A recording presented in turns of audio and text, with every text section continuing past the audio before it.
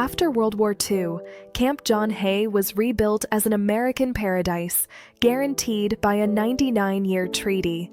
But a new deal just cut that lease by 74 years. The party continued, but the clock was now ticking. Join us as we count down the final, hidden years of this little America.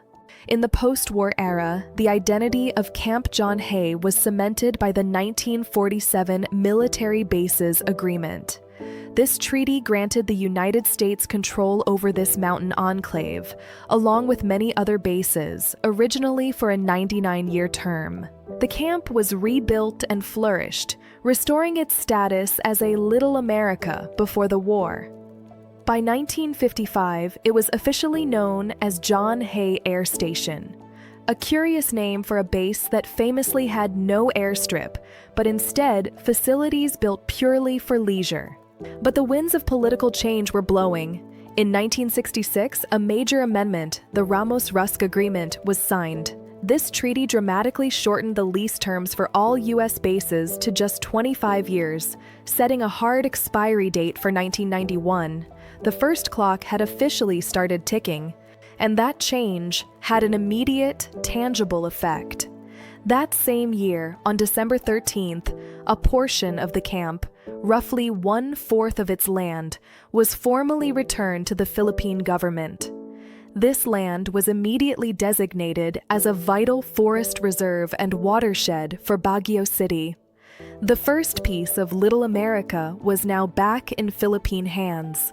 Despite the partial turnover, for the next 25 years, life inside the remaining Camp John Hay continued as if nothing had changed.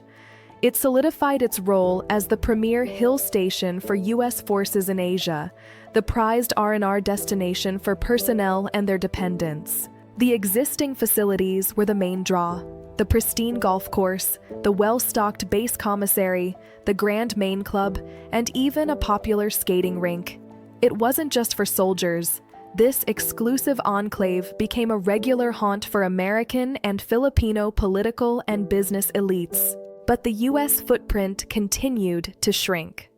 By 1979, under another amended bases agreement, the area under direct U.S. government use was reduced again, down to approximately 600 acres.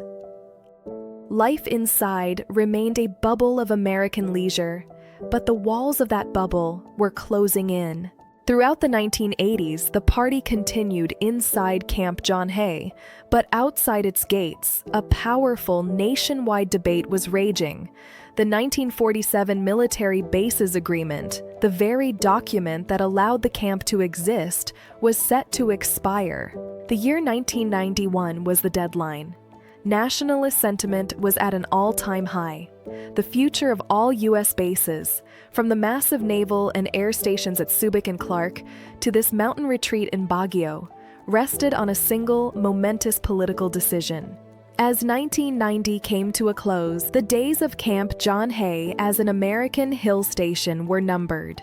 The 25-year countdown that began in 1966 was about to end. The question on everyone's mind was no longer if the U.S. would leave, but when and how.